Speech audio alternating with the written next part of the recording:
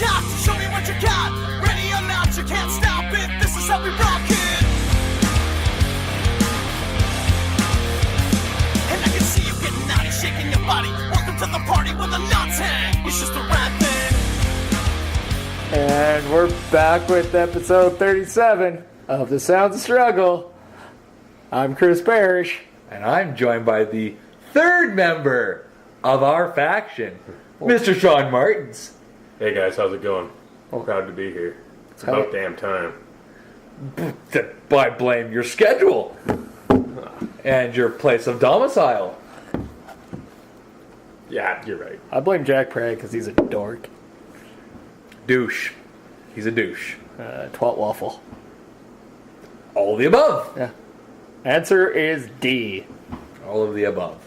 I like it. So what's going on, Sean? Well, you know, just in town for Summerslam and last night's amazing NXT Takeover Brooklyn III. We should tell the people that we are recording between NXT Takeover It is. and SummerSlam. It is Sunday at 1:21. Yes, we're doing a two-part podcast where we're going to tape our review of NXT Takeover Brooklyn 3, pause, and then review SummerSlam after the pay-per-view. All this and more on Sunday. Yeah. For Super Slam. Isn't it Summerfest? Either way, it's starring John Cena. So, what did everybody think of NXT? Yeah, it's alright. I thought it was a really, really good show. A really big shoe. Really big shoe. Yeah. Really big shoe. So, we kind of had a surprise, too. Adam Cole, baby! That was, interesting nonetheless. Yes, it was. And it wasn't just the debut of Adam Cole, it was also the reunification of Bobby Fish and Kyle O'Reilly. Yes, Red Dragon, or Red Egan. Whatever the fuck you want to call him. Red Dragon. The Reagan administration brings out Red Dragon. Yeah, the Blood Brothers. Yeah. Red Rum. Yeah. So we saw, after the title match between Bobby Roode and Drew McIntyre, D-Roo. where we saw Drew McIntyre become the 11th NXT champion. The new NXT champion. He gets blindsided. Blind blasted in the mouth. From behind. Yeah. Yeah. Because Yeah. you can do both at once. Absolutely. Donkey punch. I'm thinking double penetration. DP. For the win. Baby. Bang. Bang. But no, the fact that we see basically three former members of the Kingdom from Ring of Honor stand tall at the end of the NXT Takeover. Yes. To thunderous applause. I mean, we did hear about the rumor of an ROH faction in NXT. What would you call it? Shaun Martens. Yeah. I would go with the Kingdom name. I would continue with the momentum that they have coming out of Ring of Honor television. I guess they don't really use that down there anymore, so it wouldn't be trademarked or anything. But yeah, you definitely could. But it could be. It could be. We don't know. I'd go with the honor roll. Because that's funny. Because they're on a roll, and they're from Ring of Honor. Yeah. I don't know. It'd be an interesting. It'd be an interesting one. Call it Team Baby. I don't know. It depends if they. Would you give O'Reilly and Fish a team name as well, or would you just call them? I'm wondering if kind of like Sanity is Sanity, no Yeah. matter if one's. which we can get to how they were doing the flip flopping during the match. Well, That technically, was fantastic. technically, Yes. it was not a flip flop, but we'll get there. I will flip flop all over you. Yeah. I just like to say that I called it. I noticed Eric Young in his gear and he's ready for a match. Number one thing you're always told in wrestling: always be prepared. Bring your gear, because you never know. So we might as well start from the main event and work down. Okay. That's how a wrestling card works. Yeah. Best match first. Well, we'll We'll talk about that after. Yeah. But I mean, how did we all find the Bobby Roode Drew McIntyre match? I liked it. Kept me intrigued. I thought Bobby Roode was going to retain, so I was a little surprised. Then I was really surprised. And then I was happy. I am going to mention that I did mention McIntyre winning last week. You did. You did. I thought the match was really good. I'm a huge fan of both Bobby Roode and Drew McIntyre, so there was no way that I was going to leave that match disappointed and new NXT champion. I was very happy to see the Future Shock DDT come back. Oh, Yes. Yeah, absolutely. I mean, Don't you mean the dirty deeds with a twist? no, because No, the Future Shock DDT. Yeah. It's different. because the way Ambrose does dirty deeds is completely different. He doesn't sit out like McIntyre does. and it's sloppy. I mean, ineffective. I stole the Future Shock DDT from McIntyre. That's true, you did. Yeah. No, I think one thing I was actually quite surprised is just how jacked McIntyre is now. He's a big boy. Not even gonna lie. He's a big boy. Like, he was always 6'7", Yeah. 340 pounds of solid muscle. He's not Points- 340. Maybe 0.01% body fat, so it's all muscle. Well, I mean, if you're friends with Jinder, then you know. Hinder ginger, baby. I mean, clearly he's taken the same substances as his former Blood transfusions. I believe with each band other. member. I believe the term is supplements or vitamins, if you will. Explains Hulk Hogan so well. Take your vitamins. We will go with vitamins on this Vitamins. one. Yeah, Take your vitamins, kids. Yeah, that's the B12s are really working well for Drew McIntyre. But no, I thought McIntyre looked very impressive.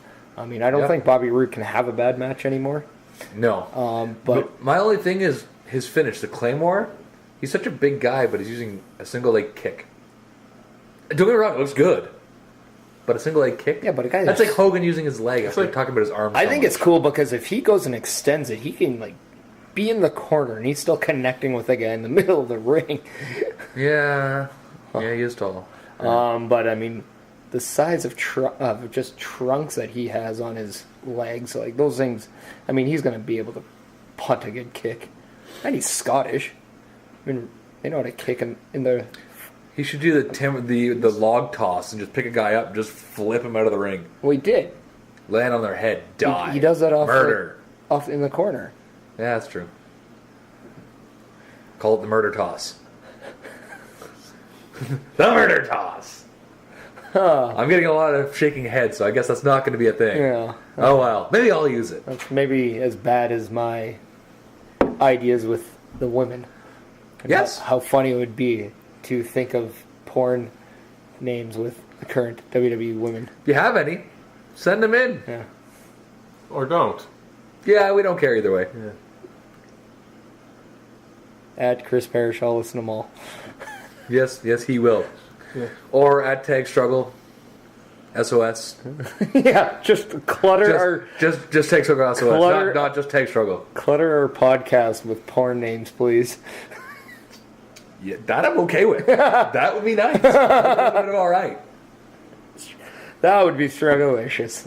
Yes, it would, bitch. So yeah, I think good match. I think this is definitely a coming out match for Drew McIntyre. I think He's gay? yeah, Nice. he's Scottish. Throwing shade to an entire country. Yeah. I like it. Come out of Scotland. What kind of freedom were you asking for? Yeah, The William Wallace kind. Denied. yeah. Ones that come out of a closet. Yeah. You know what? Bring it on, Scotland. tagSTRUGGLE will take on the entire country. Yeah. Don't even care. Yeah. As long as you pay for our fare over there. But yeah, no, I think he's finally established himself as a top guy. Top guy. Yeah. Just from his time when he first debuted as a chosen one, and now I think this is definitely the match that, Drew McIntyre is definitely a top name in WWE. Whether it's NXT, whether it's the main roster, I think this match definitely solidified his place in the company. I agree. Yeah, I couldn't agree more. But also the fact he's only 31. Yeah. Tons of time left there. He's going to have a long, healthy career. Well, I think, too, what the scary part is he's already been kind of in the WWE realm for, 10 years now. So he's not only a vet by means, but he's also still young. So Young vet. He's a grizzled young vet.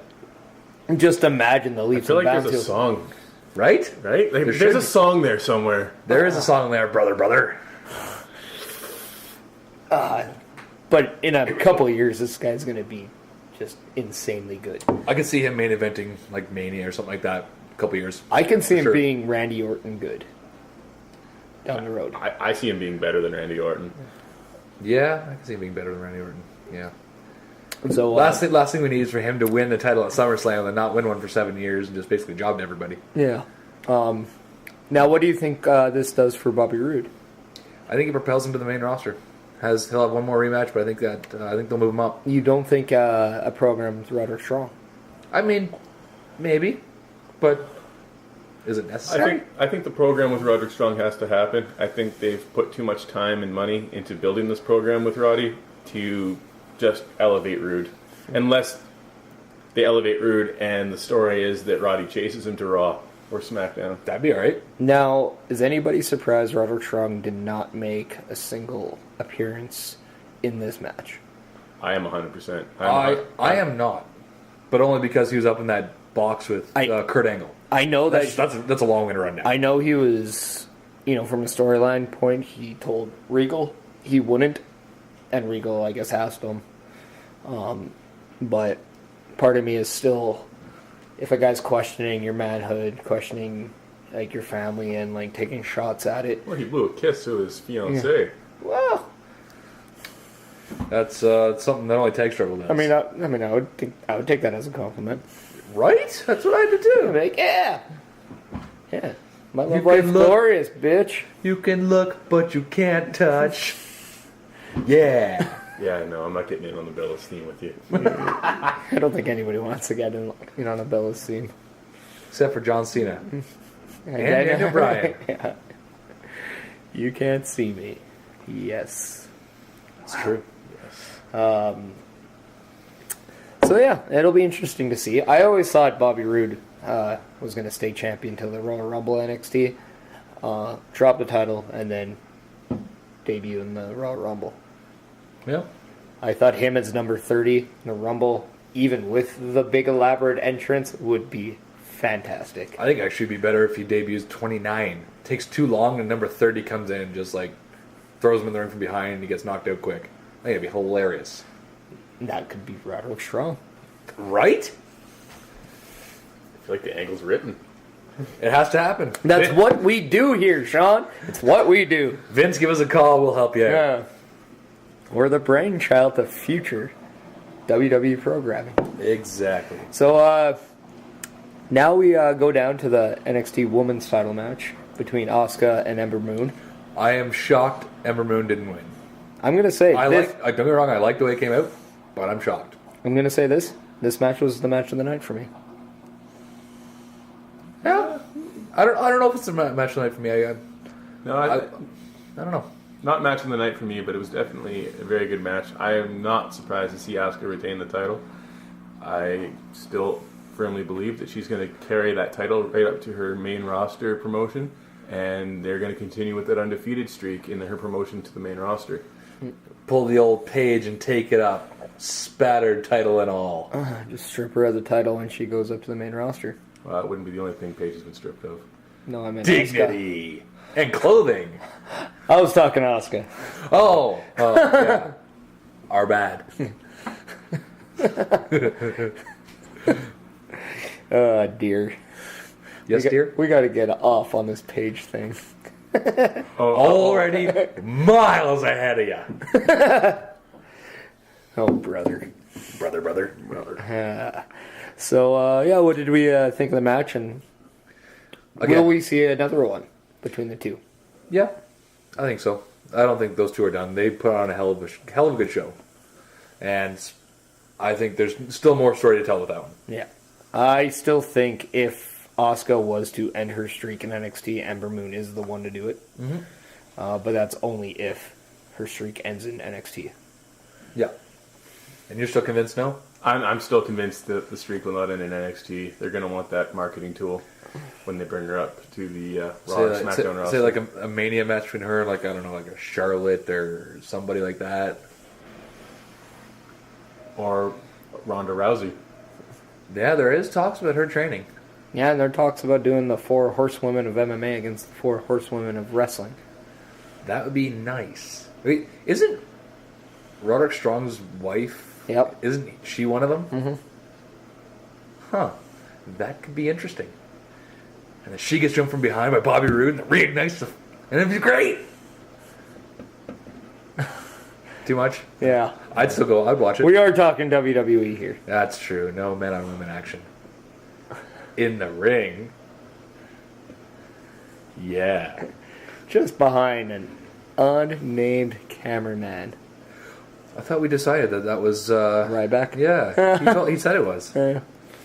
He would never lie. He was also, did you hear he was also supposed to be the new CEO of WWE until Triple H got there? Yeah. Came out of his mouth. Until Triple H got there. You mean like years before Ryback was ever there? Oh, yeah.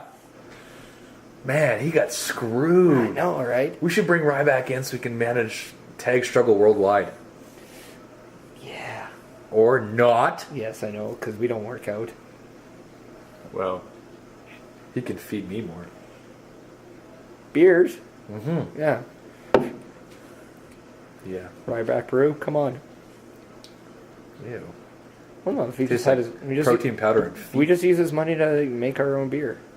Oh, distilleries. I like it. Exactly. I like it. Okay, so the match right in the middle, because there was only 5 matches in NXT. Which I like about the show. It's Yeah. short and sweet. Every match gets the time. show felt like it went really fast. Yeah. But it was Aleister Black against Hideo Itami. Your thoughts, Sean? The match was alright. It was not a lot of crowd work. I was missing some of the psychology. I really thought it was hard hitting. I was entertained. I don't know, there was just something that was missing there for me. I was very surprised, given the whole Hideo Itami Cassius Ohno, that Cassius Ohno played no part of this match. Or the show. Yeah. It is a little surprising. I mean, I know there's only 5 matches, but it is a little surprising. So, We also did comment how there's no any of the guys from the UK tournament or anything in this as well, which... well, they did film a tag match before the show for a future NXT Yeah. television. So maybe he'll be part of that, or he'll be something to do with that, maybe? I don't know. I don't know. I thought it was a good, hard-hitting match. My thing with the crowd work, I don't think in WWE they got to work the crowd that much. I think the crowd is just trained to react anyway. It's a different dynamic. No, absolutely. They kind of do their own thing, like an ECW crowd almost. Yeah, I mean, NXT crowds are just so much more advanced than crowds. I know that we're used to... Futuristic crowds. Like the cyborg of crowds. Well, I mean, Yeah. they're there, and then we all know that it's just a different ballgame when you go to an NXT show. It's a different atmosphere, it's a different feel, it's a different vibe. It's just, that's the difference between NXT and then Tag Struggle. We make sure they earn their money. They're just like, no, we just wrestle. We don't care about you guys. But we're like, we don't like you, but we're going to put on a show. Because we're better. And we should be there. Well, we're spectacular. Yes, we are. Thought we were Strugglelicious. We're both. Well, yeah, and we're a little bit of all right. Yeah, we are. It's a lot of taglines. But That is we why- deserve them. Yeah, that's why Tag Struggle stands out. True. Yeah, True story. So, I thought Aleister Black actually did not look better than Hideo Itami in this. I thought Hideo Itami really bumped up his aggression as a heel. I thought Aleister Black... this is kind of what we saw from when he had the match with Kyle O'Reilly. Like the same kind of aggression. Yes. But I still saw a bit of a dip between the levels of sometimes he was intense, sometimes he was calm. And I don't think with this match... I just don't think the balance was there. No. But, I don't know, I actually I did enjoy this match a lot. I think it's the first, I don't want to say real test that Aleister Black's had, because he did face Cassius Ohno, and that was a good match, but... And Kyle O'Reilly. And he Kyle O'Reilly was good too, yeah. He also wrestled Bobby Fish. Yeah. That one was good, but not in the same way. I didn't care for the Bobby Fish match myself. It was much more amateur wrestling style, which I liked. It wasn't the same. We also did see him wrestle as when he was still Tommy Yen against Neville. That's true. That match was fantastic. I still think this to date in his WWE career was probably his most or his toughest challenge, I should say. I'm just not convinced that Aleister Black needed this win more than a Tommy. I'm just surprised that Tommy didn't get hurt. And I know exactly why, because I know that they want Aleister Black to be a major player in NXT. Therefore, it makes no sense for him to be coming out short in any match right now. It's unfortunate, but it seems like Tommy's kind of more of almost like a jobber per se. Like he's the one that you got to get through to go to the next level. Well, I feel at this point, I feel that Tommy needs a takeover win. Yes, I feel like Tommy's missed his opportunities. Well, he's had the there to injury help and elevate other guys. Yeah, he's got the injury. I feel like and got Cassius set back Ohno was brought back for the same reason. Yeah. Yeah. Unfortunately, maybe it'll be kind of like Alexa Bliss. They'll do their thing on NXT, they'll get called to the main roster, and then they'll finally have their moment. It's still a good job. It's a great payday. Nothing wrong with it. Yeah, it's a little bit of all right. I also wonder if if he was to take the Drew McIntyre approach, leave, come back, kind of up his game. Is that a Tommy? Yeah. But isn't Tommy a little bit older though? Like, do you think if he left, he'd have time to come back? I don't know. It all depends on. I guess it depends on what they're looking for. But I don't know. I mean, like I said last week, I really thought that this was an opportunity for Cassius Ohno and Hideo Itami to really pick up steam, whether it was them feuding or even a possible Cassius Ohno turning on Black and aligning himself with the heel Itami. I thought there was substance there. And making Aleister Black black and blue. Oh no. Mm-hmm. Oh no. Hideo no. Hideo no. Hideo no. Hey. So I don't know. To me, it was just I didn't dislike the match, but at the same time, it did nothing for me. Sexually or otherwise. No. Yeah. But we talked before about the Shinsuke Baron Corbin match a couple months ago.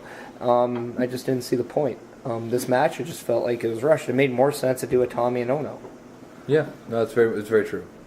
So, But as you say, if they're really wanting to push Aleister Black, then it makes sense to have him in the match, keep him relevant. And then that's more or less what I just don't get is the fact that Aleister Black, it felt like he was rushed into a takeover match just to put him on takeover. Yeah. If he was to have a takeover match, there should have been a build for him. Yep. And maybe it would have been like with a Fish or an O'Reilly or somebody. But obviously we saw both. 2-on-1. Obviously we saw bigger plans for those two. Yes. And that kind of brings us to match number 2, which was for the NXT Tag Team titles, where we saw Sanity take on the Authors of Pain. And we thought Alexander Wolf and Killian Dane were going to represent Sanity. You guys thought. Yes, apparently. You have the inner as in the link general to... public, but as it was pointed out very by a thoroughly, young master Shaun Martens here. Also Mauro Ranallo and Nigel McGuinness pointed out on the broadcast. I couldn't hear over Shaun Martin saying it. But I was squealing like a little girl. Killian Dane True story. was never tagged into the match, therefore he was never part of the match. So before the tag occurred, Eric Young replaced Killian Dane, tagged himself into the match, and then therefore it was Alexander Wolf and Eric Young representing Sanity. Which I don't know if I've ever seen that before, and I like it. No. It's different. I feel like like any a mid-mix. 3-man tag team could pull that move. Not that we have any experience with that. I also want to point out the irony that we're talking about a 3-man tag team Insanity. We're also one, and there's New Day napkins on the table. New Day? Just going to point out the irony. Yeah, there's also John Cena on the table, and I fondled it earlier. Yep. You can see that on Instagram, people. At WrestleManiac. No. Yes, but either way, the way that they did that in this match, I thoroughly enjoyed it. The match overall, I thoroughly enjoyed. It's the first time that not only, spoiler alert, Authors of Pain lost, but also... It's a review show. I don't think you have to say spoiler alert. Some people are stupid and haven't watched it. Well, We've just been spoiling the entire show. Spoiler alerts. Anyways, the if fact you that... haven't watched NXT, in the words of Deadpool, suck a cock. Yeah. That's apropos there. Yeah. Yeah. But I like the fact that not only did they lose, but they actually looked vulnerable and human. Yeah. They still weren't monsters. They were actually brought down a level based on, well, mostly Nikki Cross. She really stepped up her game in this match. Well, I'm going to actually go in on that one point. I don't think necessarily Authors of Pain were humanized. I think what you did was you made Sanity look more vicious and smarter by playing the numbers game. I think you didn't devalue Authors of Pain here. What you did was you added more value to Sanity. Fair enough. And then you gave them another layer with this. They're just Sid not viciousness. They're just not crazy and like lunatic-y. They're actually intelligent psychos. That's the best kind of psychos. Yeah. So the rumor coming out of TakeOver is that the Authors of Pain are on the chopping block to move up to the main roster. What do you guys think? Are they ready? As long as Paul Erling's with them, then yes. I think he can help them. But if not... I would definitely I think they're in the same boat as Bobby Roode right now. Whereas you can probably put them up and be okay. Now, I'm going to say this. If you're going to bring up Alexa Bliss and Nia Jax the time you did, why not Authors of Pain? That's true. That's very true. Not to mention, it is a tag team. It's a different dynamic. They don't have to worry too much about doing too much like you normally would in a singles match. Yeah. On top of that, they're going to be very protected on the main roster if they're moved up. Now, See, are they Raw or SmackDown? And they may be able to break the Hardys. That would be Raw then. That would be great. I'm just saying. My biggest point of contention is their gimmick is very similar to what the Ascension was in NXT, and we've seen how well that's worked out for Connor and Victor. They had flashes of brilliance when they just redid this brand split, but for whatever reason they're not being used. They had Other I than can't remember, Fashion Files. which don't get me wrong, that's a hell of a lot of fun. But yeah, you're right. I don't know, but they had, I can't remember, was it against? It might have been against the Fashion Police, but they had one match and they looked vicious as fuck. And then they just weren't used after that. Huge fan of the Ascension. Yeah. Yeah, which is actually kind of funny because the Ascension Connor is actually kind of came up with Fandango outside, and then Victor actually came up with Tyler Breeze. Which we found out from Jericho's podcast. Yeah, so the Fandango. there's actually a lot of history between those two teams prior to WWE. Okay, sidebar. Which roster needs the Authors of Pain in the tag division more? I think SmackDown, only because come December when Scott Dawson comes back, the Revival are players again. Yeah. And therefore you have... The one thing SmackDown does have is a lot of tag teams. What they don't have are credible tag teams. Like, I don't think... They have the Hype Bros. What are you talking about? Is that still a thing? Yeah. I don't know. But that's the thing. I mean, Zack Ryder, whether it was single or tag team, he's been in, okay, maybe they had their relevant time, but then they just dropped off. Mostly because of injury. And honestly, people don't care. They're not emotionally invested in these guys. No, that's true. If this post SummerSlam shakeup or guys get sent back down to NXT or taken off the main roster, I wouldn't be surprised if both these guys are. Yeah. Maybe Zack Ryder, probably not Mojo, just because he has the Andre the Giant win. But that might be a hindrance, and he might be the one guy that this did nothing for. Yeah. But which we'll get into this later, but yeah. Dolph Ziggler, he could be sent down too. He hasn't even been on anything. He might even not. He might be out of the WWE. Yeah. But, which I have a point. We'll get to that after we do the review. So but we'll finish off the takeover. Yeah. Let's maybe stay on point. Hell no. Why should sounds a struggle? Why should we? Staying on Nobody points likes us being organized. Yeah, staying on points like us with beer. We just do whatever the hell we want. Yeah. Drink. But after the match, we did see Sanity become the new tag team champions of NXT. No. But we also saw O'Reilly and Fish come out with some sweet facials. Yeah. Man, they just work those faces. Yeah. But they absolutely laid waste to both Authors of Pain and Sanity. It was nice. It was a little bit of all right. And this, especially because they're not big guys. But I go back to your point that, if Authors of Pain are ready, I say now with these three teams, you actually have a clear tag division that you probably didn't have. Like when you had the Revival, DIY, and Authors of Pain, you had your tag teams and that you can get behind. And TM6 won a little bit before one guy got hurt. And they are close to coming back. Exactly. But then you allow teams like the Street Profits or the Heavy Machinery to not be forced into a major angle that they're not ready for. I still say based on their charisma, Street Profits within... I said a year, but I'm going to give it a couple years. I think they'll be NXT Tag Champs. I really do. Angelo Dawkins better hope so.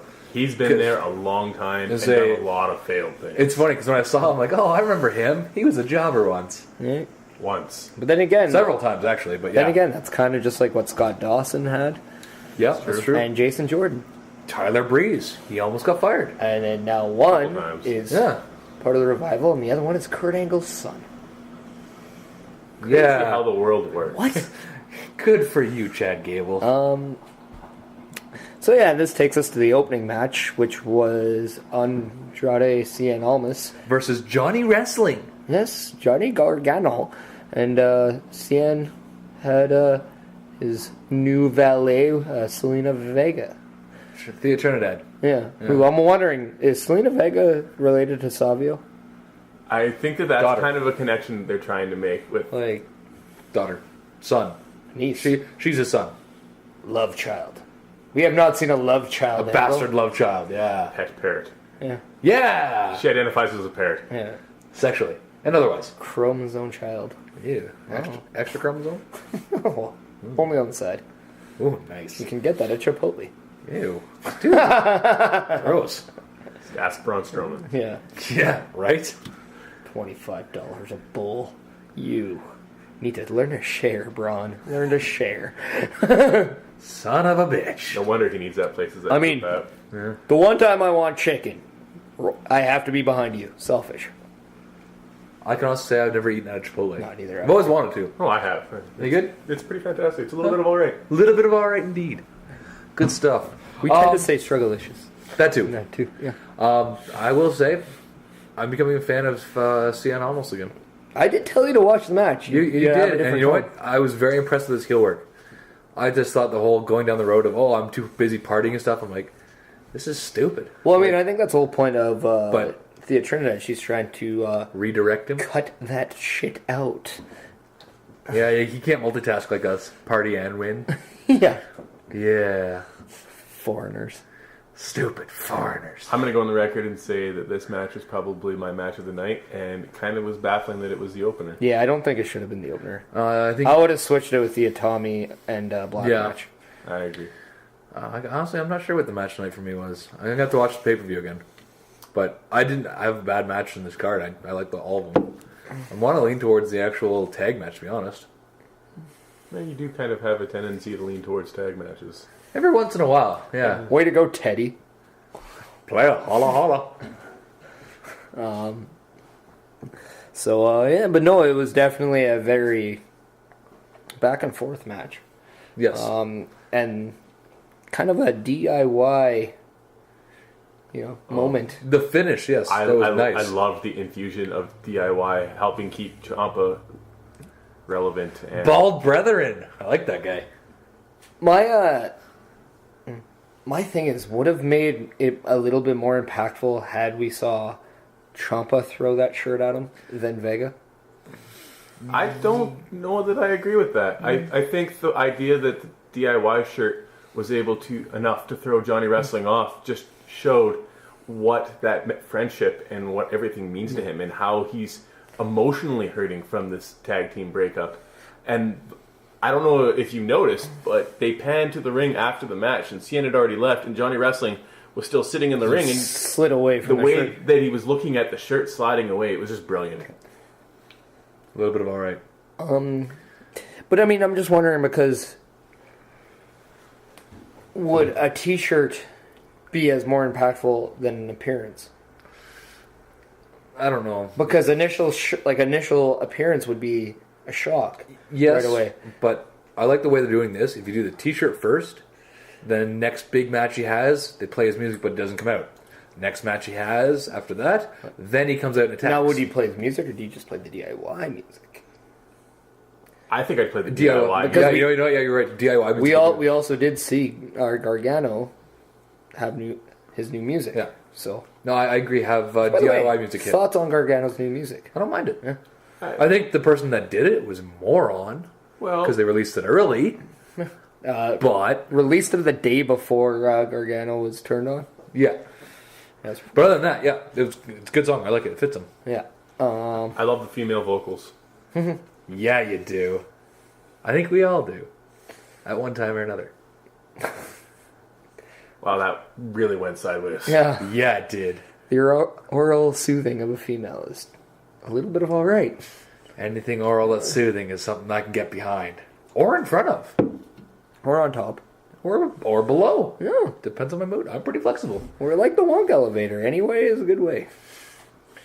Just not to the chocolate room. That's please. got to be a first for the Sounds of Struggle. The Wonka elevator. I can confirm that is a first. Same.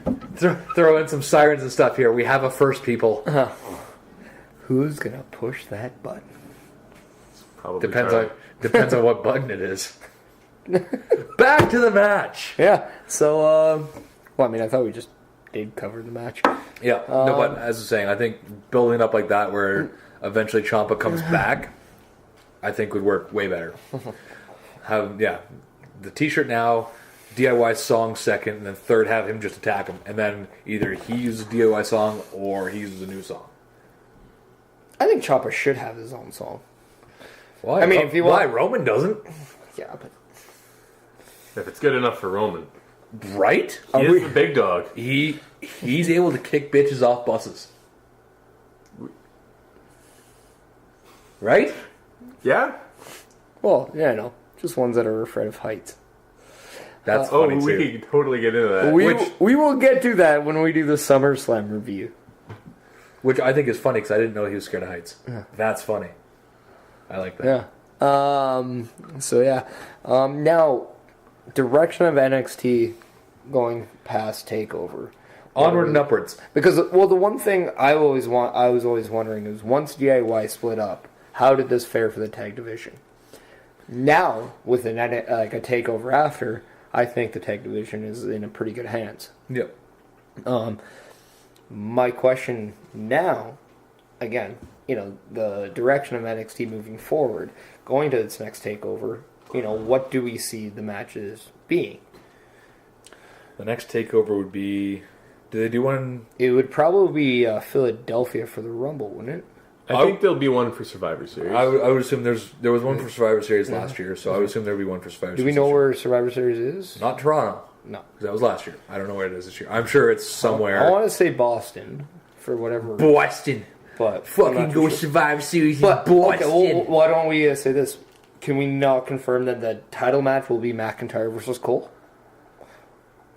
I'd say most likely, but there is a chance that Bobby Roode will want to invoke Or his will we rematch. see maybe a four-way just to keep the match count down between Strong, McIntyre, Rude, Cole?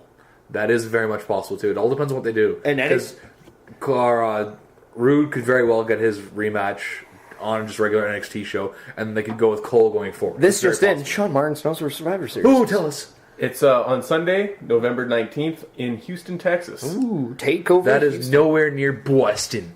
No, but that also plays into other rumors of a certain dead man and tonight.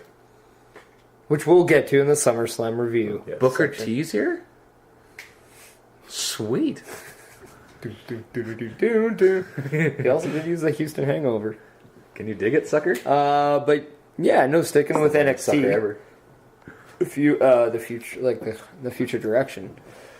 Yeah, I can see for the main event. The NXT title. I also want to point out, I would like to see a three-man stable between an Orne Lorcan, Tommaso Ciampa, and Danny Burch. The Ball Brethrens. Oh, I could get behind I that knew you would like so that. hard. I would get behind that all the way. 100% behind. Booking. I would say Vince, but book a Triple H. Make this happen. And then you can bring back a bald Molly Holly. No. Yeah, I guess. Or Serenity. Yeah. And she can actually drink on the road this time. Yeah, that's true. Not screwing kayfabe.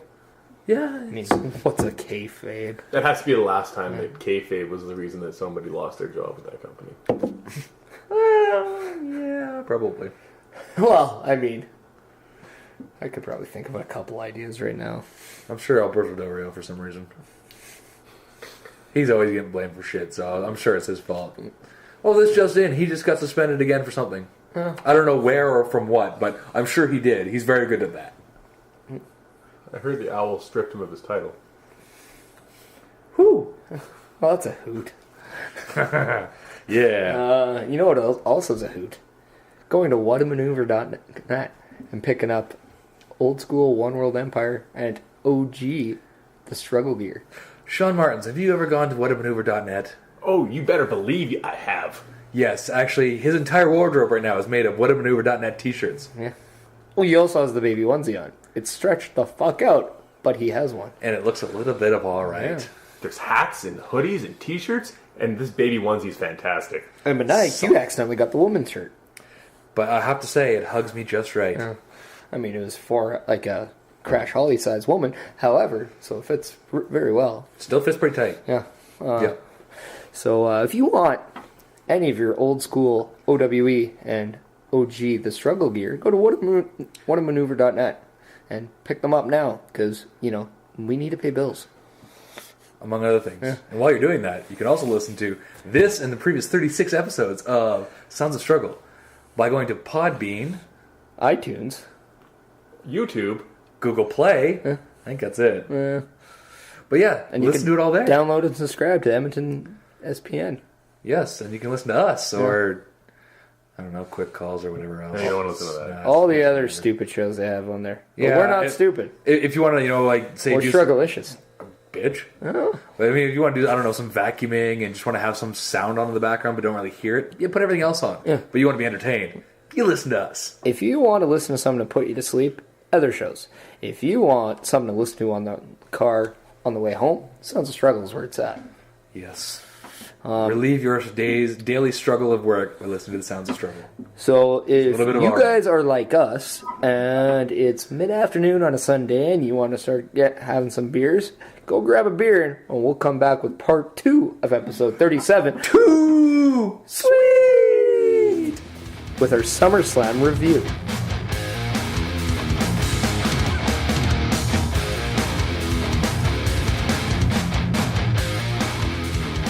And we're back with part 2 of episode 37. Of Sweet! Oh, you're too energetic. Yeah, it's just funny seeing you do it by yourself. Yeah, it's still good. Yeah. So yeah, part 2 of episode 37. Now we get into our SummerSlam review, where there's more matches than we like to remember. It was 6 goddamn hours and 1 goddamn minute. At least. Shut up. Hey, but that last minute was well worth it. No, the last half hour was great. The extra minute was not necessary.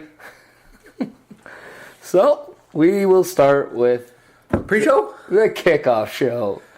The kick-ass show, which we started with The only six-man tag. The only title that was not defended tonight. So we saw the Miz Taraj of Bo Dallas, Curtis Axel, With and Maurice. Intercontinental Champion Miz take on Spirit animal. Spirit animal. the son of an Olympic hero, Jason Jordan, Wow, has that story died? and the Hardy Boys. Who gives a damn about Jason Jordan? Nobody. Well, now, does anybody know that the Hardy Boys went from debuting or returning at WrestleMania now on a pre-show? It's the Dudley syndrome. The same thing happened to the Dudleys when they came back. Nostalgia was high, and they were in the title hunt, and then they ended up Not. and they were pre-showing it for the rest of their career. Can we all just say everybody just wants to see Broken Mad and Brother Nero? I blame the Revival. They just, stay out of the hospital. They wouldn't be on the pre-show. Says the guy wearing a Revival shirt. I don't disagree. I mean, I fully acknowledge that I'm wearing Revival. I love them, but they need to stay healthy. Well, then maybe we should tell NXT to stop hurting them. Sure. Yeah. Hey, let me give NXT a call. And we're not talking about the match strictly because it was very uneventful. It was a standard opening match. So uneventful that it looked like a show that you can see in Edmonton, but it's not MPW. It's one of those other companies. Yes. That finishing move was pretty sweet, though. It was very headline worthy. Yeah. Yes. Point is, there was 20 people in the crowd, and Yeah. Moving on. Second match on the pre-show. We got to tell them who won. The Miz beat Jason Jordan because no one likes him. Move on. Yeah. Next. So then we get to the first title match of the night. Which was The Neville champion. and Tozawa. Yes. Zira Tozawa was defending his newly won Cruiserweight title against Neville, who decided to wear nothing but white. Luckily, there was no bacon strips. Yay! I love bacon. But I hate the strips. I'll take it or leave it, whatever. And this actually was not a bad match. No, it was not bad. Had more people been in the building, maybe the vibe would have been better. Yes. I think partially because they opened the door and 10 minutes later they started the show. But, I mean, what do I know? Yeah. I don't work there. Yeah, apparently nobody likes to get merch. Or everyone likes to any- get merch. That's the problem. No. Anyway, so, we actually saw the first of many title changes. 5. That's half of 10. I can't believe you kept count. This podcast was sponsored by Bundy's. 5. Yeah. Yeah. So Neville gets the Red Regains. Arrow win as he went, what do you like to call it, ass to mouth? He went ass to mouth for the win. You know, you got to do what you got to do as long as you get the W. Rapping. Sup? And Neville is your first, in the modern era, 2-time Cruiserweight champion.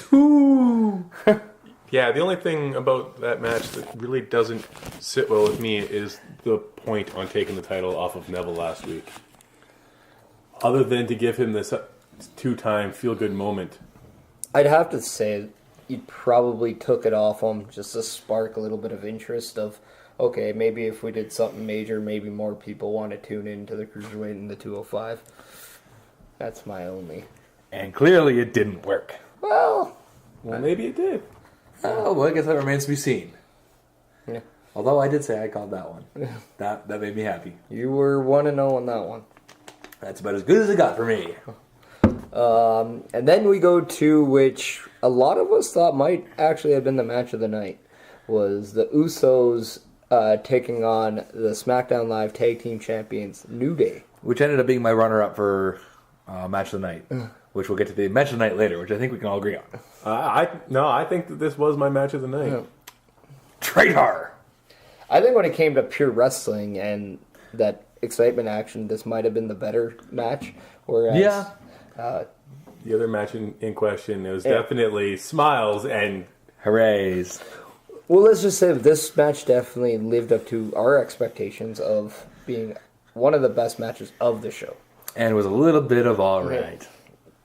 And we saw title switch number 2. Sweet! And the Tusos? The Tusos. With their second reign in however many months. Jimmy and Jay became the first of the Samoans to get gold. Dun dun dun. Question mark? Yeah. And they now become... Spoiler alerts. I had to. Or is it? I think we went through this in the first part. It's a review show. Yeah.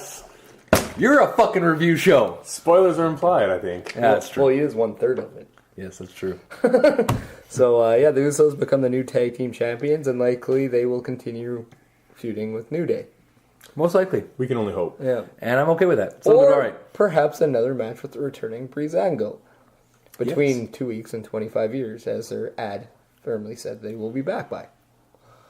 Hopefully 2 weeks. Yeah. I don't know. I need my Breezango fix now. So, yeah. And this now officially ends the kickoff, and we finally get to the long-awaited 4-hour show of SummerSlam. At least. Yeah, at a minimum. At least. And the opening match was John Cena versus the failure of the Money in the Bank cash-in holder, Baron Corbin. This match was the best of the worst. Both guys have failed to cash in. Yeah. And once again, in True WWE fashion, let's put over the big guy. yeah, Baron Corbin laid down to the ever-needing, pushable John Cena. You know what? I'm really looking forward to where this young guy can go, and hopefully one day he can capture a title. I mean, I guess the true way of making a dumpster fire nickname stick is by having him lose. And A then lot.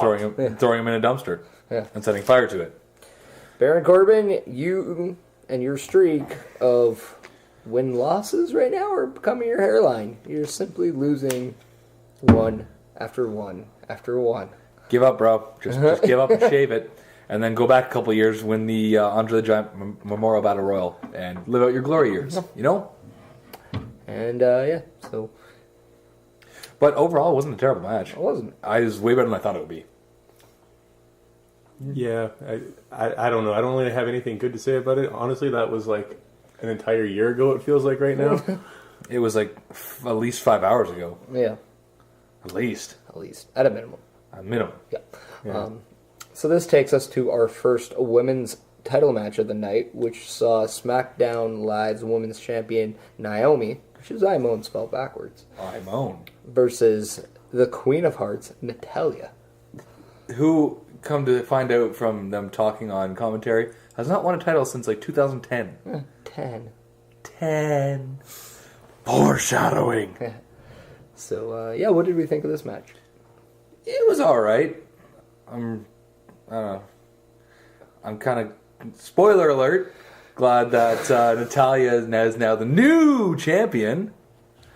I am glad that Not only does she deserve it, because it's her second title ever, but I don't know, I think the whole glow thing is kind of worn off, and I don't know. Would you guys agree that tonight's SmackDown Women's title match felt very diva-rific? Almost as if this was something that we could have seen in the Divas division, say, 10 years ago, before the Women's Revolution. And I'm using air quotations as we speak.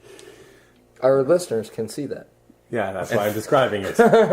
But honestly, yeah, even upwards of what, the Women's Divas Revolution, was that 5 years ago now? Even just before that, like, it definitely could have. I'm realizing now that I think WWE protected Naomi by having her in matches with Becky or Sasha or Charlotte or, well, not Lana. It's started to look bad, but you'd think you'd blame Lana because, like, oh, she's new. No, actually, I think partially was Imone. Even Alexa. Alexa is so good with the facials and the crowd work Yes, she is. that she was able to hide the weaknesses of Imone. Yes, I agree. Well, now Imone on her own. Well, I mean, she can go to her husband, who won a title tonight, while she lost one. And she is... What a bittersweet night for that family. Right? I mean, Back to the way that things should be. those titles are split down the middle. Yes. But yeah, no good for Natalya. Again, I think it creates a lot new opportunity. The one opportunity we did not see was Carmella and the Money in the Bank briefcase. They showed her briefly watching backstage, but you know what? I'm okay with it. You thought maybe at a big show like SummerSlam there would have been perhaps a tease or something. Yeah. Maybe. I like the idea of them playing this out and taking their time. I'm hoping that this means that Carmella's getting time in the PC. And I don't know that she's actually ready to be the women's champion yet. And the more practice that she gets and the more time she gets in the ring, the better it's going to be when she actually does cash in. I agree. Under one thing I have to clarify, PC, the Progressive Conservative Party? Yes, the Progressive Conservative Party, Meniac. She runs for office. Good for her. Hopefully she gets enough nominations. I thought he meant Parish Club. Just You have a separate club? Dick, where's my invite? MySpace. Oh, that's why I didn't get it. Yeah. Yeah. You have to share that URL. Moving on, we're going to probably go to the most lackluster match of the night. The popcorn match. The official popcorn match. Big Cass versus Big Show. Or what do we call it? The Mr. Big match. Big Cass, Big Show, and the Big Apple. And we just, when we can say that the best part of the match was Enzo Amore, who was locked up in a shark cage, trying and successfully getting out of said shark cage. By stripping down to nothing but his boxers. Yeah, apparently he And he oiled himself up. he had baby oil in his Because you underwear. never know when that's going to come in handy. So See- keep it in your drawers at all times. What does this say about an Italian who needed baby oil in his underwear? We'll have to ask the Sicilian assassin. I mean, Don't want to. No interest. I mean, you know what? When he wrestles, he lathers up a lot too, which is it's weird. is maybe the Italian sausage a little bit more like an Oscar Mayer? Cocktail weenie. Mini dog. Point is, my favorite part of this match was when the Murph ended up drinking some of Mrs. Meniac's alcoholic drink and he started sneezing. That sums up the match right there. I don't know. On a more serious note, I thought some of the cell work and whatnot of the Big Show selling the hand was done quite well. Big Show is becoming more of a thinking wrestler as he's getting older. Well, he's like 45. He's going to have to become that if he wants to stay around.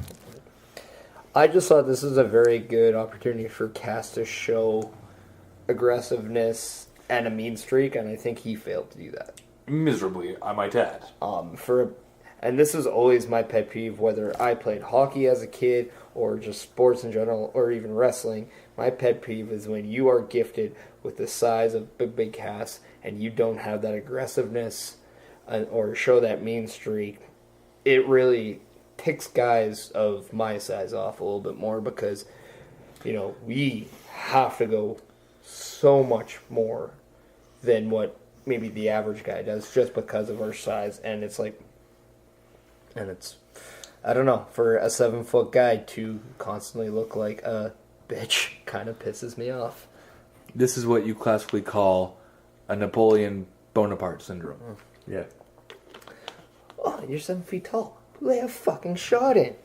Oh, I'm not disagreeing with you. It's 100%. Like he needs to, ship up or shit off. Whatever. It's a lot of sounds. Sounds. Point is, big ass, get your shit together. Come on, Big Cass, start laying in those big shots. And then maybe we can see some big money signs from you. And then maybe one day you'll actually get a big shout out from us. No. Maybe one day he'll get a real name instead of Big Cass. And maybe Vince will give him a big push. Colin, if that is your real name. Yeah. By the way, happy 30th birthday, belated. Even though I really don't care. Or know you. Oh yeah, exactly. Hopefully got a how-to manual of not being a little bitch. Moving on. I don't know, because you really can't teach that. Anyways, next match. The incredibly long Iron Man style of Randy Orton versus Rusev. Yes. My God. I don't know how either one of these guys have the cardio to do this. Now, match. on the official result, how long did it say this match was? Officially 10 seconds. 10! Yeah. 10. Basically this sums it up. Rusev attacks Randy Orton while he came down. They get in the ring. Match starts. Randy Orton reverses a running attack in the corner. RKO, 1, 2, 3. No. RKO driver. Well, That was a brutal looking RKO to my boy Ruru. Poor Ruru. yeah. Ruru had to eat the doo-doo tonight. Ruru is worth so much more than what he's being given right now. I mean, at least he got 5 minutes of heat pre-match starting. There's that. It could be worse. You could be like the 6-man and had 10 people watching it. Yeah, that'd be even worse. Although, to be fair, the way that match went, maybe it should have been pre-show. Yeah. Just saying. Well, again, to me, this was one match where I don't see the point of it being even on the show other than we got to put Randy Orton on SummerSlam. It was Yeah, kind of get thrown it, together. right? Yeah, because it kind of seemed like thrown together and then just thrown together at the day of. It's just pointless. Yep. It's like a match with Eddie Rude. It's pointless. Everyone beats Eddie Rude. Just saying. Moving on. Moving on. Oh. Sasha Banks, Alexa Bliss. Yes. And go. And yeah, this was, I would say, the better match between the two women's matches. However, this was definitely a hard-hitting match. Yes, it was. The phrase, these two girls don't like each other, really did not set the bar of the actual match. Because you can tell these chicks did not like each other. That's very true. You got to wonder if this was a work or something of a shoot, because there seemed like legitimate hatred here, and it showed. But they managed to make it work in a good way, because it was actually a good match. Well, the one thing that Vince McMahon, I think, is known for, that if he knows two of his employees are having heat with each other, he puts them in a professional situation and see if they are professional about it. A.K.A. King Booker and Batista. Well, we can also look at Matt Hardy and Edge. Why? What happened there? Lita. Lita happened there. Yeah. So, I don't know if we have time to tell that story. I think everyone... Spoiler alert, Lita cheated and then went with Edge. The end. We're good. Matt Hardy will never die. Yeah. And now both... He breaks, but he never dies. Isn't it ironic she's a single one now? Just pointing it out. Yeah, that's not really ironic. She's a whore. Well. In the best way, though. And you can't teach that. Right? But yeah, no, pretty hard-hitting match. And we ended up seeing Sasha Banks. Sausage Banks. Now, the one thing... Saucy Banks for the win. with the Banks statement, she tapped out Alexa Bliss. That's true. Became the new Raw Women's champion and won her first championship on something other than Monday Night Raw. And did that bank statement ever look snug? Yes. Yeah, the first little bit she did, yeah, but when she clinched it in, yeah, it's a good thing that Alexa Bliss is flexible. Well, Otherwise, her best friend is known for the hug. She's known for the snug. snug hug, tag team. The hug snug. Yeah. Ugh. And that's our, third? 1, 2, 3, technically fourth on the Yeah, show. fourth title switch on the show. And then we move on to Really looking good for the champions. right. The champions are really representing well Yes. thus far. And then I posed a question: has there ever been a show where every single champion has lost the title? I'm legitimately asking because I don't know. So if you know it, let me know. And if you don't know it, Shut up. go read a book, you moron. Exactly. Shaun Martin concurs with a nice, with a nice hearty head shake. Yeah. And then we move on to Finn Balor versus Bray Wyatt. The demon versus the eater of worlds. The eater of demons. And we The had demon of worlds. We had a little bit of the whole, you got the whole world in my hand from Finn Balor's entrance. It was interesting. It was. Yeah, and then he did a little gymnastics with that little thing there at the start. That was nice. I believe Mrs. Meniac informed us that it's called rhythmic gymnastics. Well, he made it look nice. Yeah. It looked like he took a page out of Will Ferrell from Old School. But made it more badass. Mm-hmm. Yeah. I agree. It was alright. But I have to say, this match was mostly Demon Finn Balor. I actually want to say this match was a little underwhelming. Yeah. I mean, like, Bray didn't do a lot, but what he did do seemed fairly devastating, but then he almost got no-sold, and then Finn Balor did a lot, but didn't seem to impact a lot. I don't know. This seemed like another match that was kind of like, what was the point? It seems like this match sounds good on paper. Oh, absolutely. But the performance didn't live up to the expectation. No, that's... no. What'd you think? I thought the match was very underwhelming. I think it could have done without the demon gimmick. Yeah, that is true. I mean, don't get me wrong, I like seeing the demon gimmick. Oh, we all love seeing the demon gimmick. I just think that it was wasted in this particular setting. I think it was thrown out there because we haven't seen it in a while, and it happens to be SummerSlam, but not that the story had actually called for it. No, but on a side note, congratulations to Finn Balor for successfully making it through a SummerSlam unhurt. Wow. That we know of. Yeah, we don't know that yet. Yes, that we know of. Yeah, that we know of. But I agree with you guys. Kind of underwhelming. It's too bad. Oh well. Yeah, so Finn Balor does get the win. Yep. And this feud is likely over. Well, I shouldn't say hopefully, because I think they can do some good stuff together, but if they're going to do it like that, maybe leave it alone. Yeah. And I believe this now takes us to the U.S. Championship match. Raw Tag Team Titles. Oh, ginger snap. Yes, where you see Dean Ambrose and Seth Rollins versus The Bar. Yeah. Oh, what a good match. And It was a good match, yes. Another fantastic tag match. yeah, it seemed like the tag matches really stepped up tonight. Yes. I agree. And This is a little bit of a side note, but one thing I noticed as the bell was ringing is the size difference between Rollins and Ambrose against Sheamus and Cesaro. Sheamus and Cesaro are big boys. Mm-hmm. I think it's deceptive because there's a lot of big guys on the Raw roster, but they're big boys. Cesaro, Cassius Ohno's favorite wrestler right now. Yes. Yes, it is.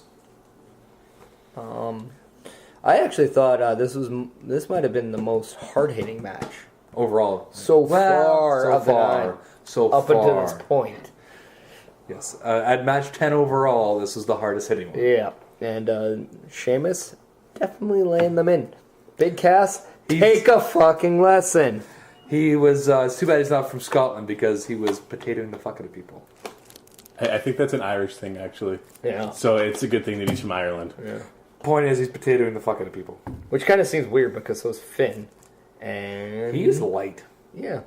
But anyways, Speaking of things that are stiff, how about Cesaro getting pissed off with the beach ball? that was hilarious. Ripped it in twine. Got a pop for that too. Yes. And then he did actually a little mini Cesaro swing, Yeah. which we haven't seen in quite a while. Little tease. And I think one of the cool spots was the actual finish of this match. Whereas they looked like they went for their signature double team, which is basically assisted, I believe, is Celtic Knot or I don't know. whatever it's called. Whatever the finish is. White noise, assisted white noise. Yeah. or It's like a something that. spiked white noise. Yeah. Anyway, Whatever. and as that we see, this was on to Ambrose. Rollins pops up, does a hurricane run off the top to Cesaro, who takes out Sheamus. Yeah. Hurricane of Sheamus. Cesaro into Sheamus. Oh, therefore, taking out Cesaro. Who was holding Ambrose, I Yeah. believe. Yes. Yeah. And then proceeds to hit his new knee finisher. Rainmaking knee. Yeah. And then The that, knee maker. Maybe it's called Burn It Down. Maybe it is. Yeah, I don't know. and then that turns into Dirty Deeds for the 1, 2, 3. So we now have new Raw Tag Team Champions. I'm just going to go up there and say it. The Shield. 2/3 of the Shield. Yeah, and they even admitted it themselves. They don't have a tag name, but they are 2/3 of the Shield. Call it what it was. Exactly. And no, first time we saw Seth Rollins in red. What do we think? Apparently, there's a lot of stuff online that he was really working the cosplay for Deadpool. Yeah. But I liked it. No, I did. I liked it, and I think that it was kind of... I think there was some subliminal seeds that were planted with another certain third member of the I Shield. was just going to say, does it 'Cause- not seem weird that all the former Shield members wore the same colors? For the most part, Yeah. Ambrose just wore red on a hoodie, and that's about it.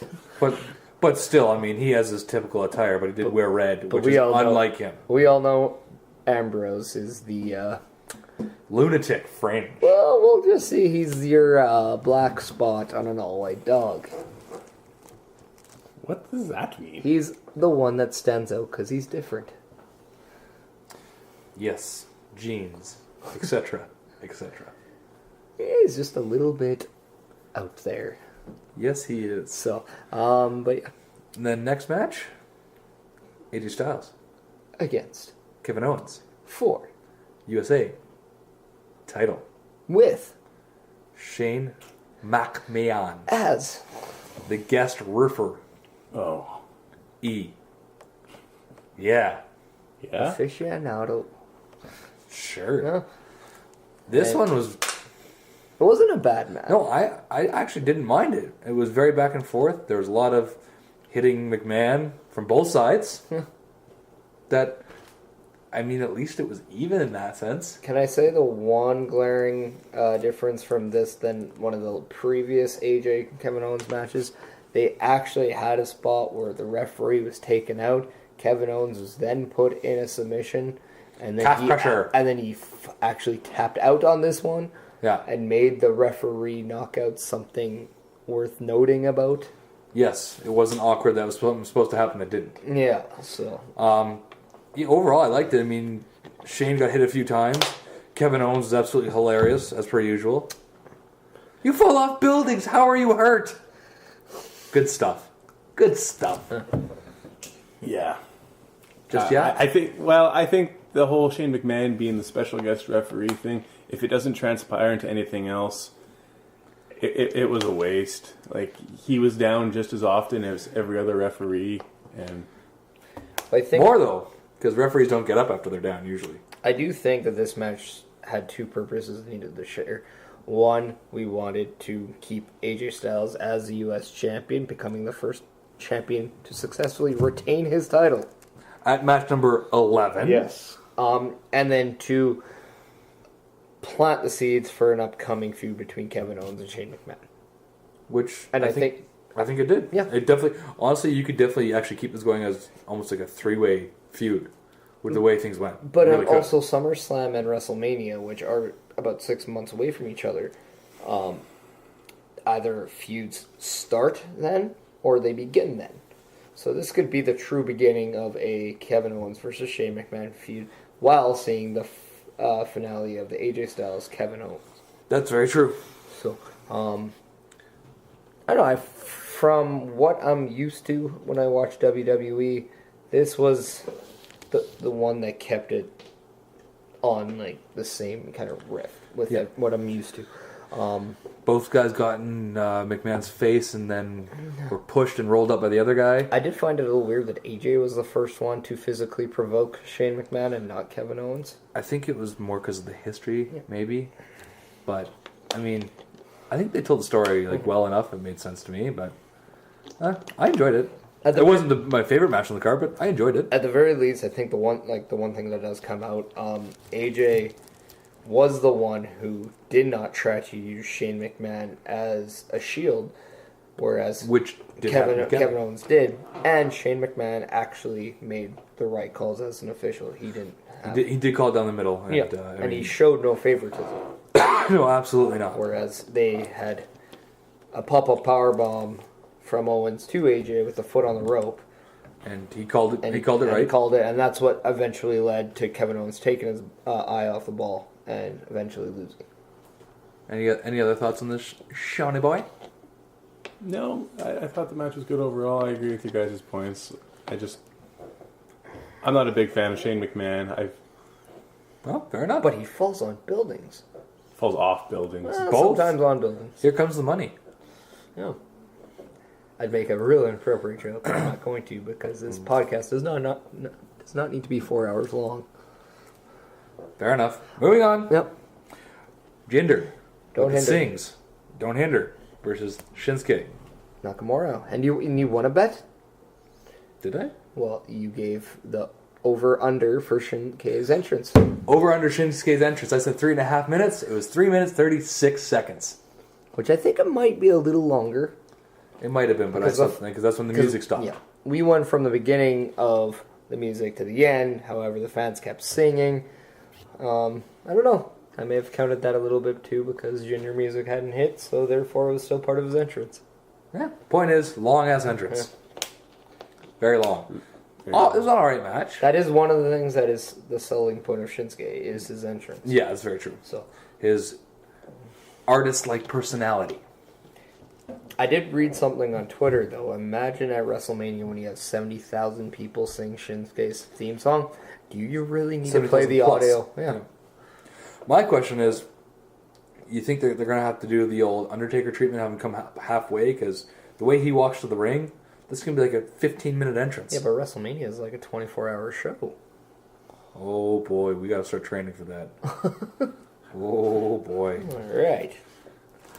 Oh, you need more beer. Start stocking up now. Let's get some kegs and cocaine or something to stay awake. It's going to be a long one. Buy a brewery. Yeah, I agree. I agree. What did we all think of the match? I didn't mind it. I didn't like the ending. It was weird. It was forced, rushed. Yeah. I felt the same thing. What about you? Yeah, I thought the match was okay. I was a little suspect of how these two guys' styles were going to clash going into it. I was happily surprised. I thought the match was quite good until the ending. I would agree that felt very force rushed. It almost seemed like they were told, you got to take it home now. Jinder seemed kind of rushed and nervous, hitting his own finish. Well, he didn't even hit his own finish right. That's not the problem. Like, he completely changed it. It was weird. He just kind of messed up the arm positioning. Yeah. But he did eventually, he did what he had to do to get the 1, 2, 3. I guess it worked, so.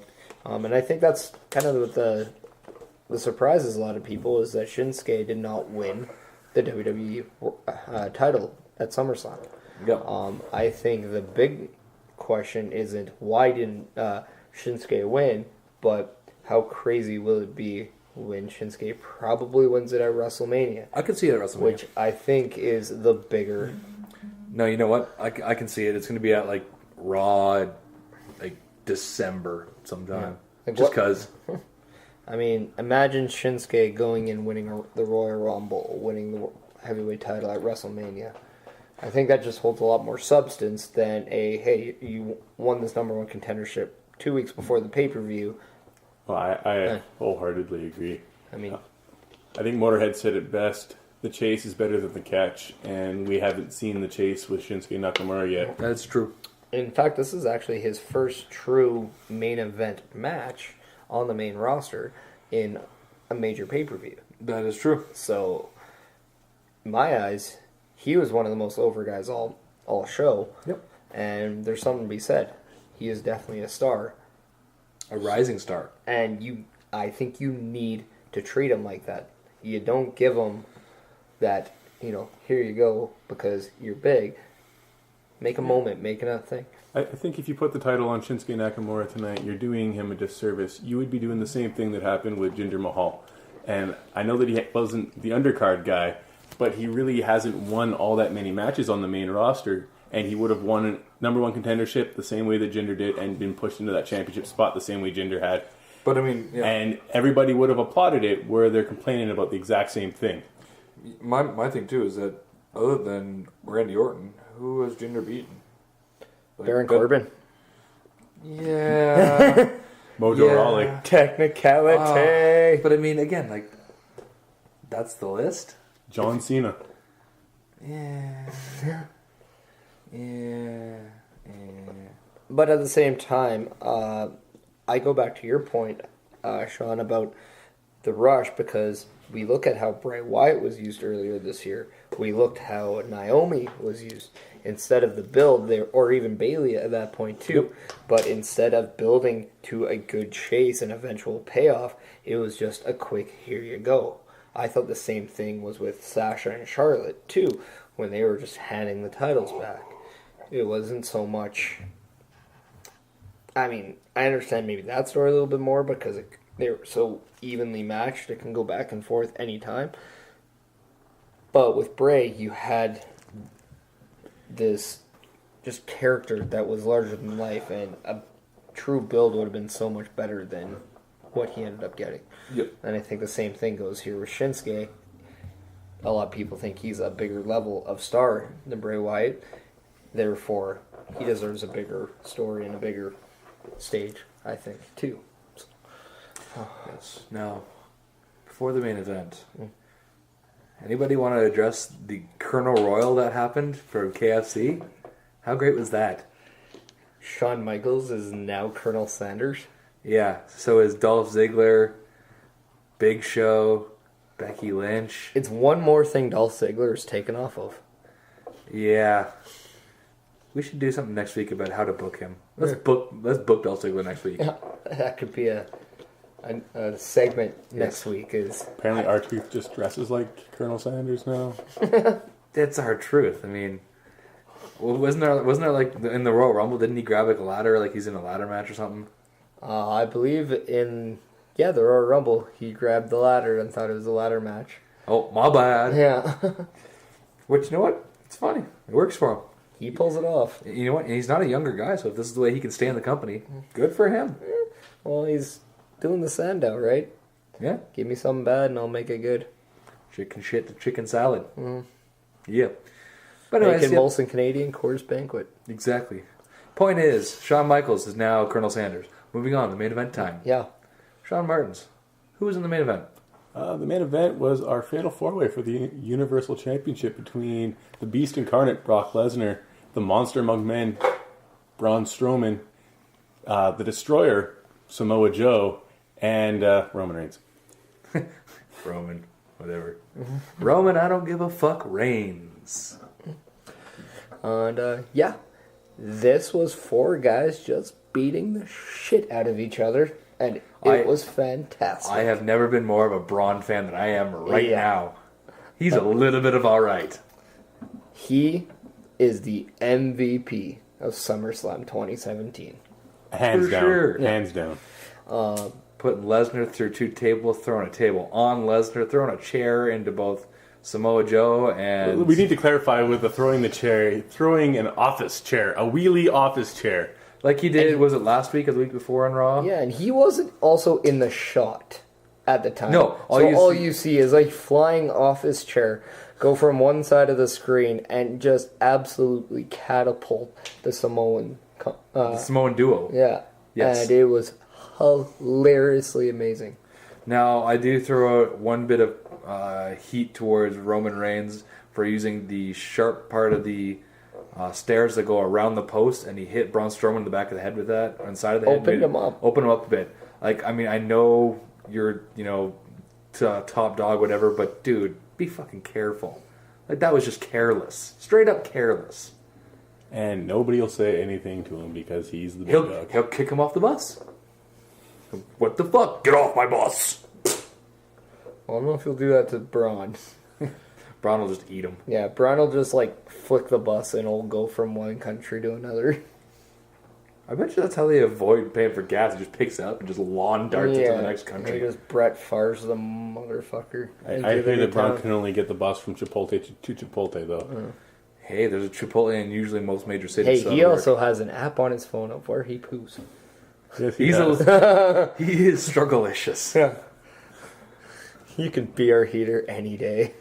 Hell, he can be the main guy in our group. I'd be alright with it. I mean, you can tell him no? Fuck that. Oh, it depends. Is he taking our beer? I mean, if he brings some, I'll ask him politely, and if he growls at me, I'll just let him have it. I mean, what are you gonna do? Steal it and run away? Anyways, back on track. What did you guys think of the finish of the main event? I enjoyed it. I actually liked it. I technically called it. You did technically call it. What we saw was Brock Lesnar get absolutely beaten the fuck up to the point where Braun actually flipped a table on top of him. The third announce table Yeah. up there. The German announce table. No, I believe that was the JBL. Point is, Scheiße. Yeah, it was one of the tables. Yeah. Whatever. Scheiße. So anyway, the Scheiße. EMTs come and take Brock off on a stretcher. Which, by the way, side note, if you're going to be an EMT at the show, even if it is a work like this and had Brock Lesnar come back, don't be stupid. Protect the neck. Put the neck Brace. brace, the C-spine collar on. Do it right. It looks so shoddy. As soon as that happened, you call he's coming back.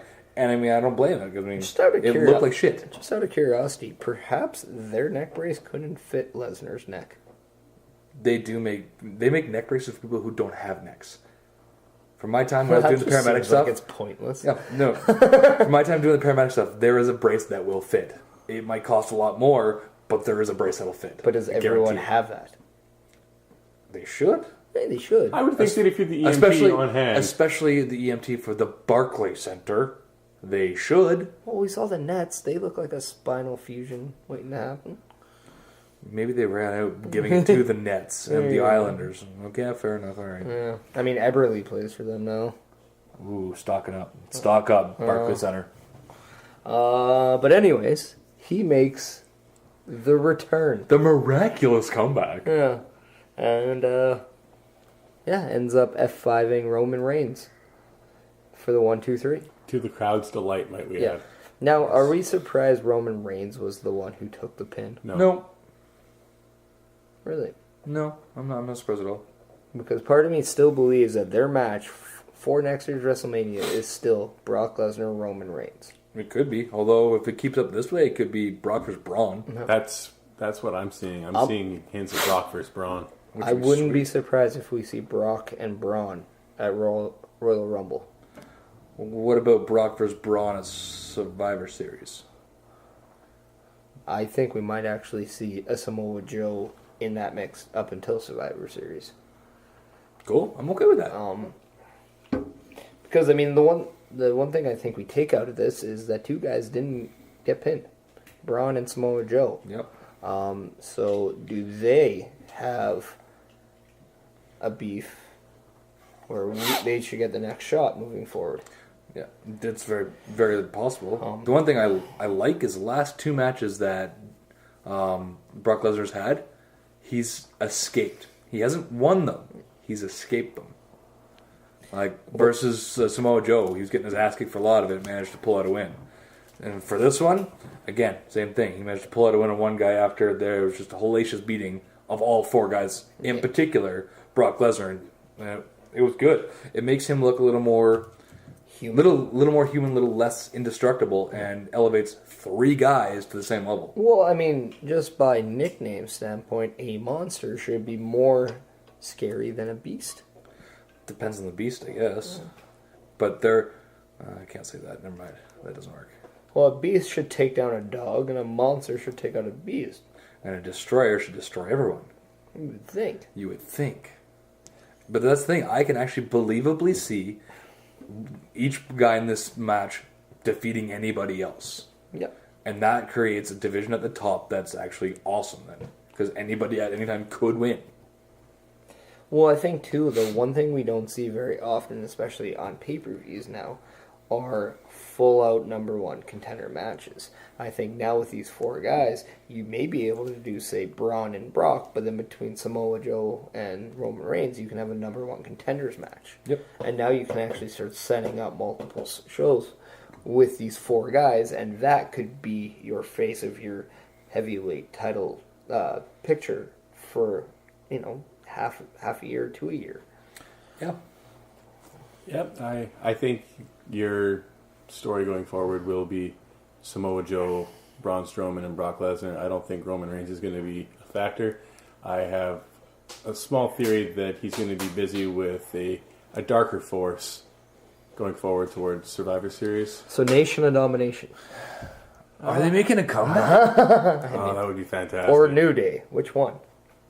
No, I'm going to go with not a returning. that dark. I think there's going to be a returning Undertaker tomorrow night on Monday Night Raw.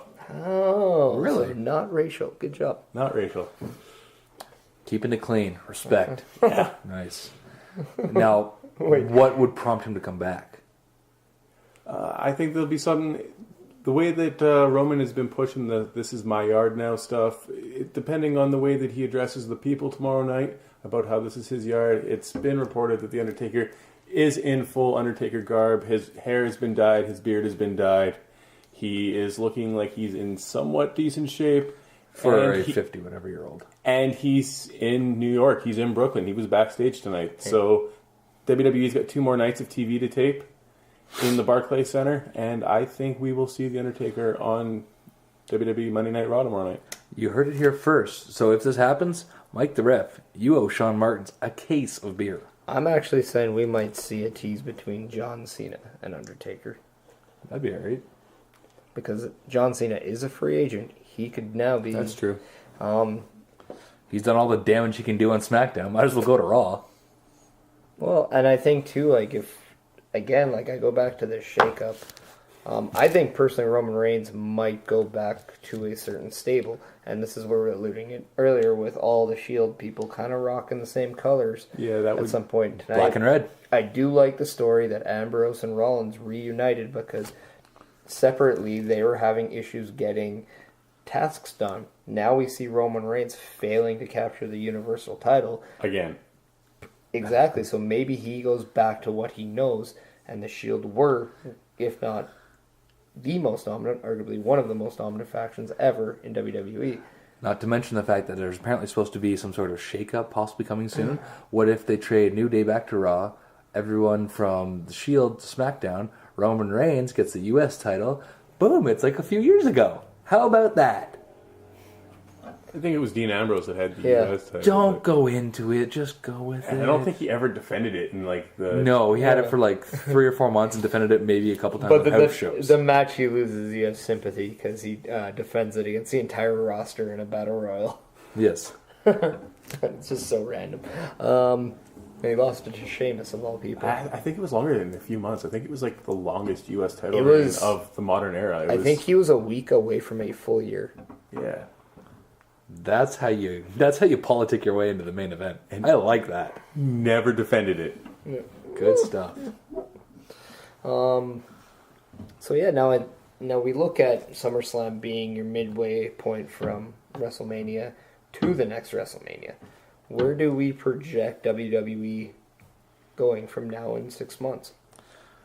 New Orleans, It's a good answer. right? But what happens if they, have a water issue? San Antonio. I don't know. So just the direction wise of the company, what do we think of?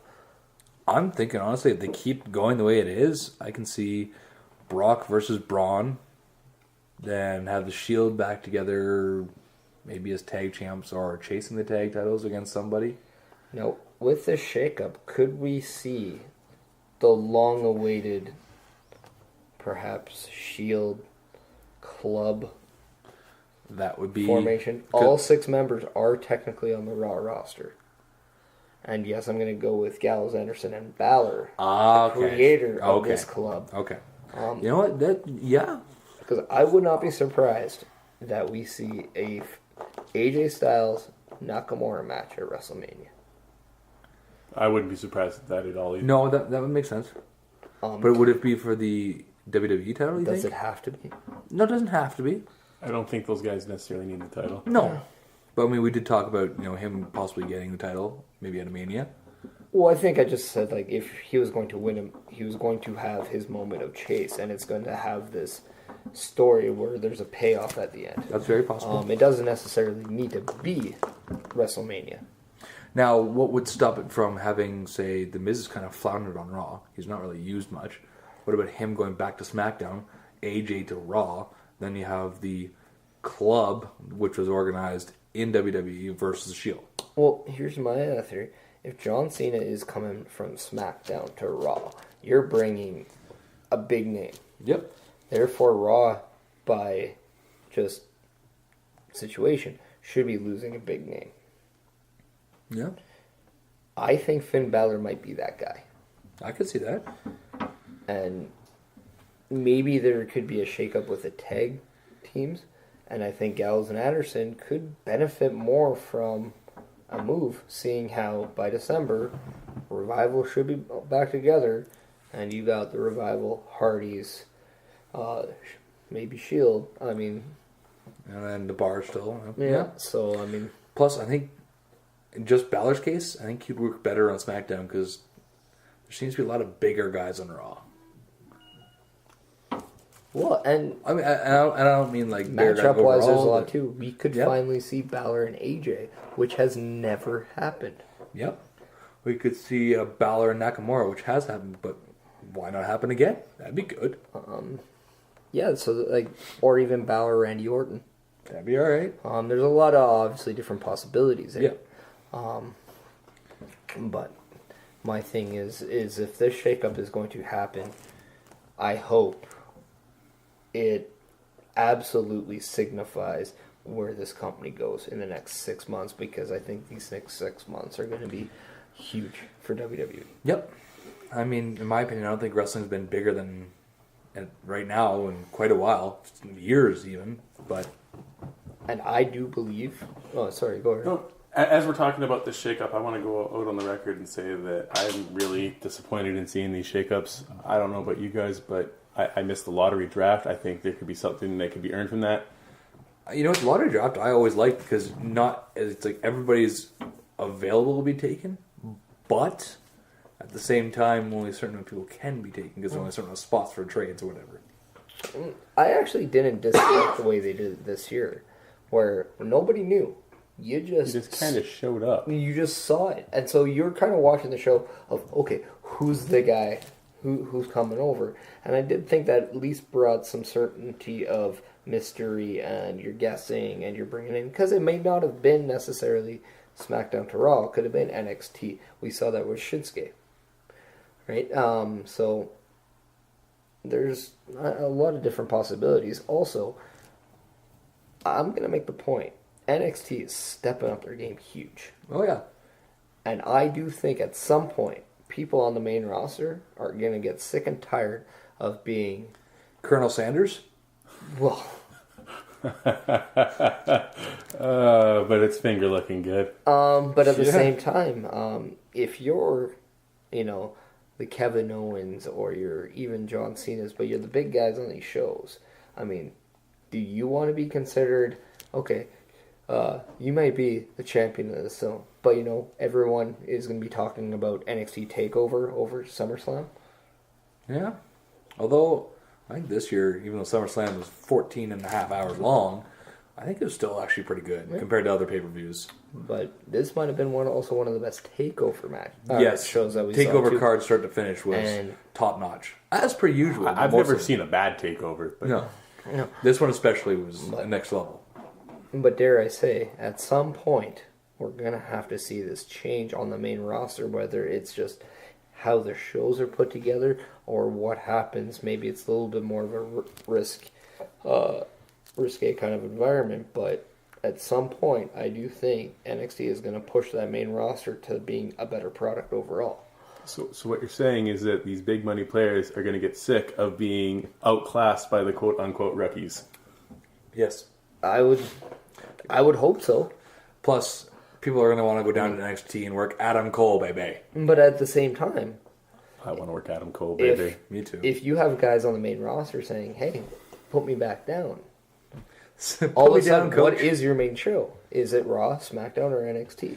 I'm just hoping if this becomes a thing, that Vince isn't like, you know what? Maybe I should have a look at this NXT, and then does what he's done to Raw and SmackDown. I really hope Triple H keeps control, keeps doing what he's doing, and doesn't change it that much. Just brings in maybe a guy or two here and there. So, One of the interesting things that I still see with NXT is that it has the attractive factor that Impact always had for a lot of the guys, in that the schedule is so much lighter. The guys and girls down in NXT are in their own beds every night. They're on the road, a limited schedule, but when they're on the road in tour buses. They're not taking care of all their own travel the same way that they do up on the main roster. That is true. And I mean, they have the 3 shots they know about it months in advance. Like, we're going these 3 or 4 places. We're going all together. Everyone pitches in to set the ring up and all that stuff. It's I think, a lot more camaraderie that the indies have. That these guys aren't like, show up, do a show, leave, next show. It's the indies with money, man. And you know what? They don't get paid as much down there, but they're taken care of. they're taken care of. And as you said, most nights they're at home in their own beds, which would be A guy nice. like Chris Jericho has admitted on his podcast that the life that the NXT lives is not a bad life. No. But at the same time, I think that was the point of the roster split, is to try to see if, we do have this amount, this just vast amount of talent. If we split it in half and half the guys are doing maybe half the shows, can we get more out of them in the long run? But the problem is they're still doing all the same house shows. Yeah. Like, for Raw, they're doing Friday, Saturday, Sunday. They're doing Raw Monday. And for SmackDown, it seems like they're doing almost like either a Friday or a Saturday, Sunday, Monday, then SmackDown Tuesday.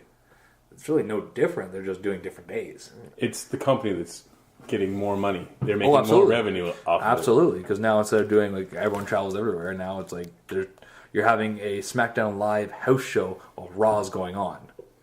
But to It's kind of just also money. for you to get that out, or just an argument against that, if you're, say, Seth Rollins and you got this new shirt out, and you're like, you're only going to work 3 times a week instead of 5, those are 2 days where your merch isn't being pushed out on shows either. That is true. So you are losing money. Yeah, that is so, true. that becomes a little bit of a, Yeah, no, I agree with that. I mean, and the one thing we will admit, from Part A to Part B, or Part 1 to Part 2, depending on how you want to look at it, Meniac somehow got color. Yep. Nope, I'm bleeding. not a 10. He somehow cut his toe open. I kicked a door. Yeah. I was chasing the Murph, And the door I kicked a won. door, and I think I dislocated the tip of my middle toe on my right foot, and it's got color. And every once in a while, it keeps bleeding. So, yeah, I mean, What did independent podcast struggles, I guess. What did you learn? Don't kick doors. It's a good lesson. Right? Children, Good for here don't and in kick life. doors. It will break your toe. True here and in life. Yeah. If you don't want a bleeding toe, stop kicking doors. Or wear shoes. Yeah. Steel toe, preferably. Next time I'm going through that goddamn door. I will take it with me. Oh, you can't say goddamn. We found that out Oh, at yeah. SummerSlam. Going through that GD door. Yeah. You gotta That did shock me. God damn it, that's something you can't say? You can say son of a bitch technically, on but national television. I You can't guess say it's taking the GD. Lord's name in vain. And Yeah, they're you know kinda- what? There's still a lot of people, especially in the southern part of the states, that are very religious. So okay. They're wrong. Just putting that out there. They're wrong. But whatever. So, yeah. Anyway, I think this concludes part 2 of episode 37 of the Sons Struggle. Thank you for finally coming on, Yes. Sean. We need to do this more. Oh, absolutely. It's been a pleasure to be a part of the Sounds of Struggle. You're always one of us, buddy. Tag struggle. For life. Unless we have other shit to do. Then, we'll do it after. But we're still a part of it. Anyway, we are Tag Struggle. We are real We are spectacular. and strugglicious. Yeah. Yeah. And, yeah. That's just how we roll. So, So, later? later, bitches! When your heart's pounding out of your chest, you can feel the thing shaking as you're running out of breath. If you're ready to rock,